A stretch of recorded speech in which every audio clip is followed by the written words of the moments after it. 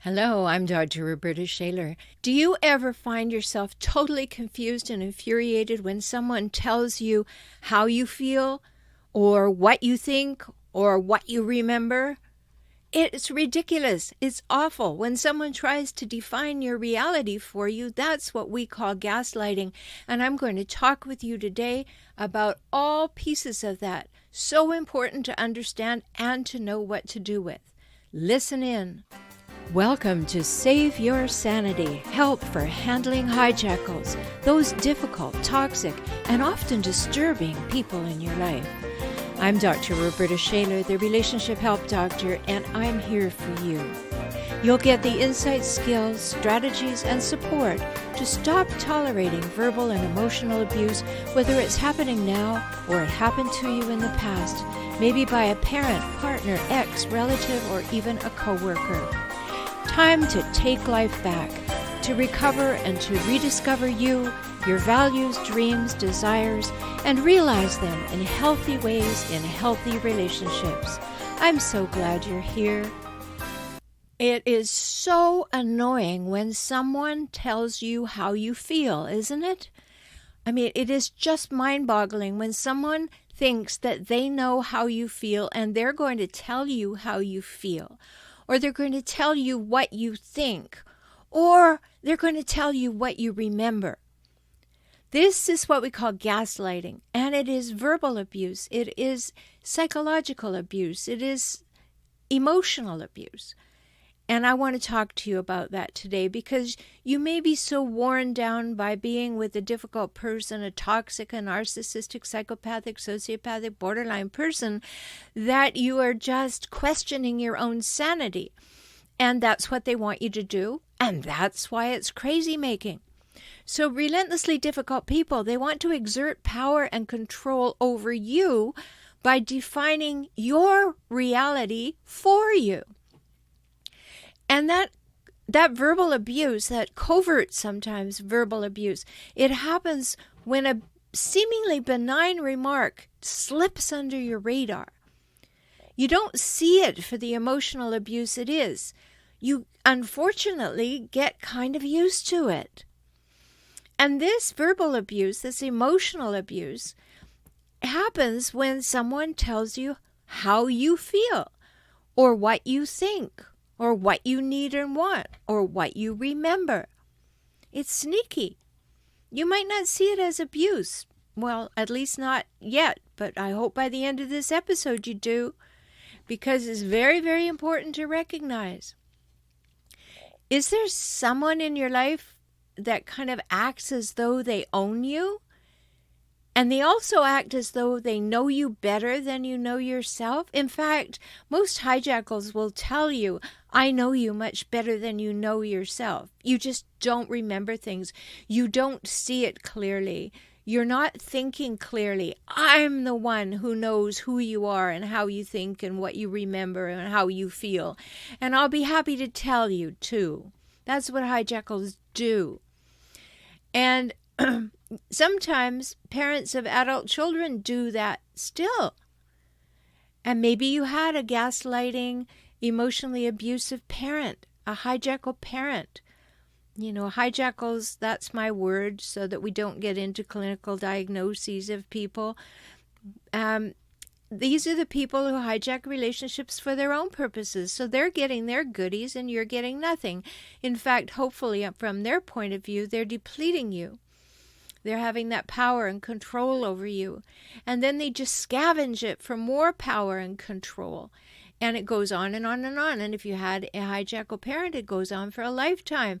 You might have a parent who still says to you, you've always been too sensitive. Or maybe they said, you were never able to handle the truth. Or maybe you should do or feel or think or want or expect this if you were a good, honest, successful, considerate person. You know, implying that you're not a good, honest, successful, considerate person because you don't do that. And that's intended to get into your head and be crazy making, causing you to second guess yourself repeatedly. And that is just truly ugly. So if there's a should in there when they say something, even an implied should, there's likely a problem. And that applies to every single person in your life. Do you ever want to think, or do you say or want to say, how dare you tell me how I feel? That's appropriate. That's a good thought. But it won't work with a hijackal. If you say that, all you'll do is you'll say, oh, well, there you go, being irrational again. Right? That's how that conversation goes. But when you are feeling like, how dare you tell me how I feel or how I remember something, that's a good reminder in your head. At that moment is a good time to say, that's how I remember it. Or that is not how I feel about it. If you'd like to know how I feel, please ask me. And if you just make these neutral, affirmative, assertive statements, you can save your own sanity. It won't change the hijackal. They don't care. But it will change you. And you care about you, I hope. So if you have that thought in your head, how dare you tell me how I think or feel, or what I should think or feel, ask yourself, has it become such a pattern in your relationship with your partner or parent or sibling or whomever that you immediately start considering what they're saying as maybe it's true?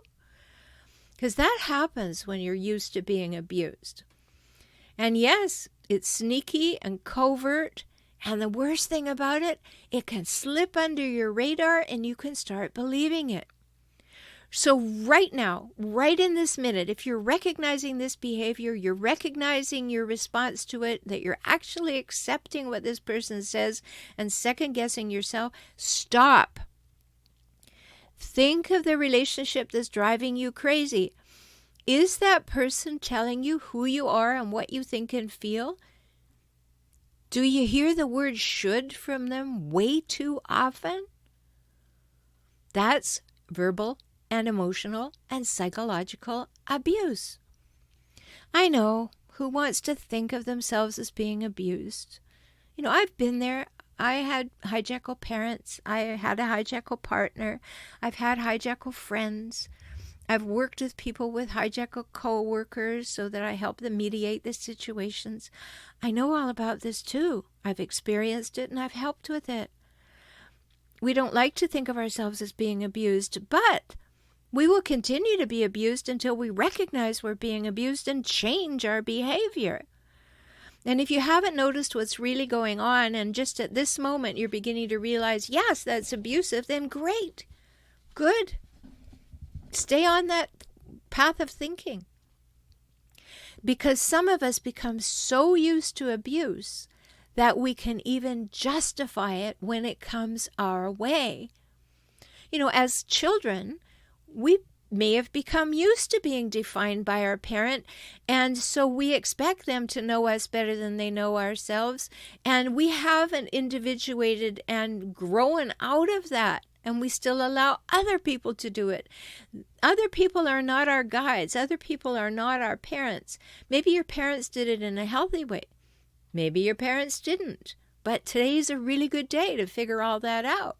So becoming used to it from your parents, it's not much of a stretch to move on to having partners who continue the tradition, right? No, I mean, that's likely to happen. If you have hijackal parents, your first relationship and maybe your 51st relationship is going to be with hijackals or people with hijackal tendencies. And we have to wake up and smell the herbal tea and say, hey, there's a pattern here. I don't like it. It doesn't feel good. How do I put a stop to it? And that's what all my episodes of Save Your Sanity are about. Also, I've written lots of books. Go to Amazon, put in my name, Rhoberta Shaler, and you'll find all the books that I've written. They'll help you. Go to my YouTube channel, For Relationship Help, F-O-R, Relationship, H-E-L-P. Over 350 videos there for you. Lots of help. And sometimes you need to hear things over and over and over again so they sink in, right? So, watch, read, listen to a few.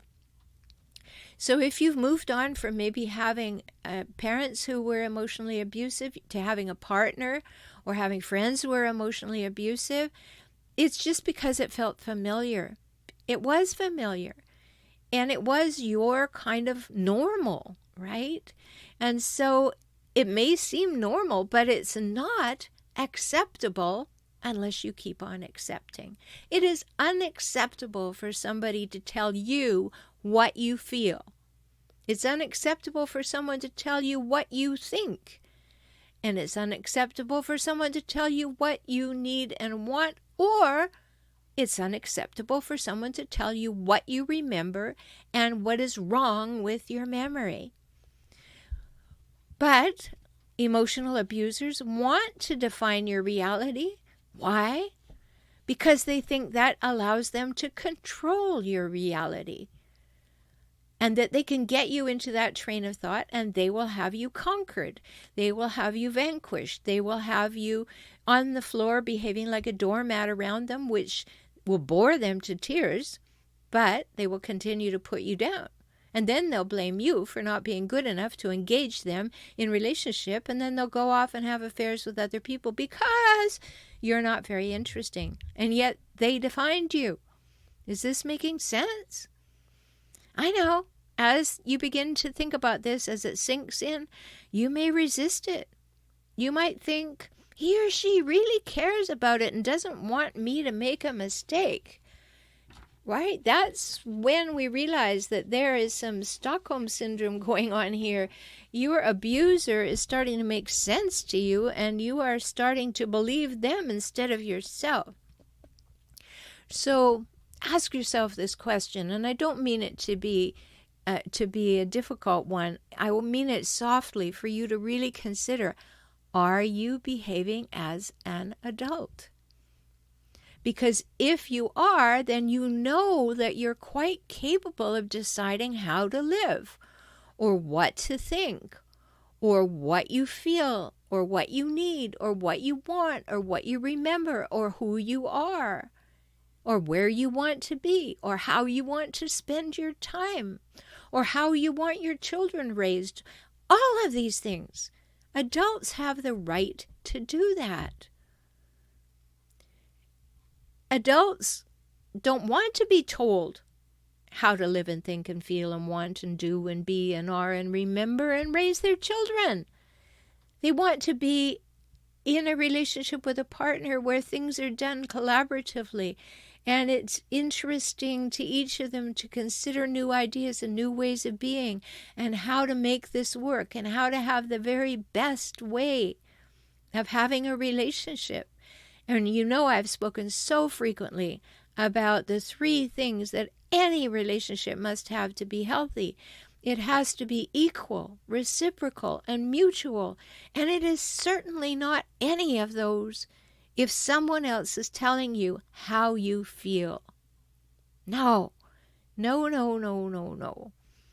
So if you're used to being told these things, today is the best day to recognize that you are capable of standing up, speaking out, and saying, no more, I've got it from here.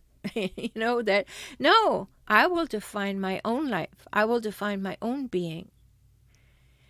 Taking back your life may be a gradual process, but it starts right there, recognizing that you are an adult and you have the right. And soon as you begin to step into that reality that you choose, you'll see how others exert power over you, and you'll no longer let them. Now, in the beginning, of course, you want to react. No, you're not going to tell me what I feel. Okay, don't do that, okay? Because that only causes a problem with a hijackal. They don't like pushback. You know that already. So you just become strongly assertive and affirmative, and you just simply say, no, actually, that's not how I feel. Or no, that's not how I remember it. Or no, that's not really what I want. And you just say that neutrally, quietly, without a lot of emotional charge. You just start empowering yourself. Just start saying no. So saying no to this emotional and verbal abuse requires recognizing it and then keeping a lid on your anger. I know you're going to be angry, and rightly so, because once you see the game, it's impossible to unsee it. And you'll be angry that you put up with it for so long, if you're like most people. And that anger is healthy. But if you just let it fly, you'll have a host of other problems. So don't do that, okay? I know you want to, but don't do it. Go and get some help. Come and talk to me. You can always have an introductory full-hour session for only $97. Just go to beaclient.com. beaclient.com, and we can talk. Figure it out. Know what it is. Really good first step. So once you recognize that someone is trying to control your life, you need that help, right? beaclient.com. Or if you want to know more about me, go to my website, transformingrelationship.com. transformingrelationship.com. So that anger needs to be channeled. It needs to go in the right place, and it needs to be dealt with. That'll help with your health. So my clients often tell me that they tried to work things out or get over things, or unfortunately get even on their own. And then they tell me how relieved they are to finally have the insights and the strategies and support to make positive changes in their relationships and in their life. You know, you are your best investment. Remember that.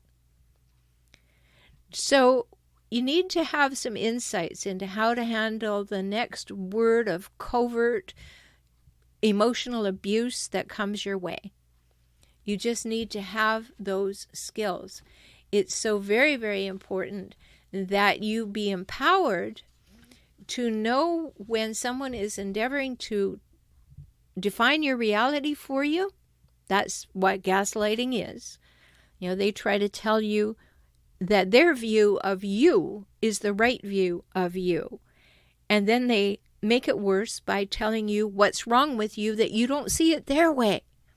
And that's the whole gaslighting process. And that's crazy making. We all know that's crazy making.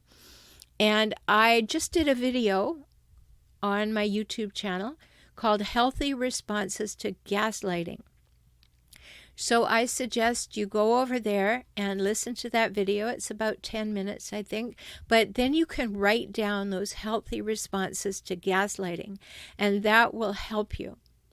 So I hope today has made it clearer to you that these people have to be looked at as, you may think you're being helpful, but if you're trying to tell me who I am and it doesn't agree with what I think of myself, then you need to spend some time thinking about what's real to you and who you are and how you think and what you need and want. And then say, no, for me, it's this way. And when you just say that quietly in the face of that, they get really annoyed. You know, just know that that's going to happen. But that shouldn't stop you from doing it. Because you need to take back your personal power. You know how you feel. You know what you think. You know what you want and need. You know how you remember things. Nobody else knows that. Only you know that. I mean, even when I'm working with my clients, I don't know how they feel. They have to tell me. You know, I can maybe make a suggestion to give them some language, but only they can tell me if it's right. So how dare another person tell you how you feel? No, that can't go on. And I hope today will empower you to not have that going on. Now, I know today's episode is kind of short, but I want you to go over to the YouTube channel for FOR Relationship Help, HELP. And now, right now, subscribe and click the little bell so you get notifications when there are new ones. And then watch the video, Healthy Responses to Gaslighting Crazy Making. Okay? Because that's the second part of today's episode. Be sure to subscribe when you're over there, because every Monday evening at 6 p.m. I do a live stream, and you can join in and ask your questions, tell your story, make your comments there, and I'd love to have you do that too. So I'm Dr. Rhoberta Shaler. I'm delighted you're here, and if you're ready to transform relationship with anyone, transformrelationship.com, and let's talk soon. Just go to beaclient.com if you're ready to talk to me personally. And in the meantime, wake up and smell that herbal tea. Don't let anyone define who you are or define your reality. Talk soon. I'm so glad you spent this time with me today. I hope you heard something that touched your heart and empowered you to move forward. You can have the life and relationships that you most want, and that begins with you, within you, today. I'm always here for you. Life can get better, and you heard that from me, the Relationship Help Doctor. I'm Rhoberta Shaler, and I work with clients throughout the world through video conferencing. We can talk. So learn more at forrelationshiphelp.com, forrelationshiphelp.com, or visit me on YouTube at For Relationship Help. Join me for next week's show.